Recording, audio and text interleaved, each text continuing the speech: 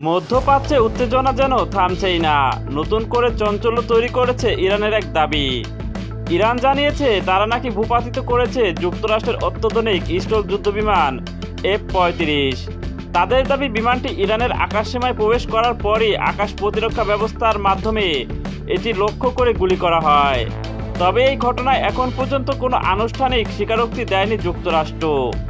বিশ্লেষকরা বলছেন এই ধরনের দাবি সত্য হলে তা হবে বড় ধরনের সামরিক ধাক্কা, কারণ F-35 বিশ্বের সবচেয়ে উন্নত যুদ্ধবিমানগুলোর একটি, যা সহজে শনাক্ত করা প্রায় অসম্ভব বলে ধারণা করা হয়। এদিকে চলমান উত্তেজনার মধ্যে এই ঘটনা পরিস্থিতিকে আরও জটিল করে তুলতে পারে বলে আশঙ্কা করা হচ্ছে। বিশ্বজুড়ে বাড়ছে উদ্বেগ, মধ্যপ্রাচ্যের এই সংঘাত কি আরও বড় যুদ্ধের রূপ নেবে?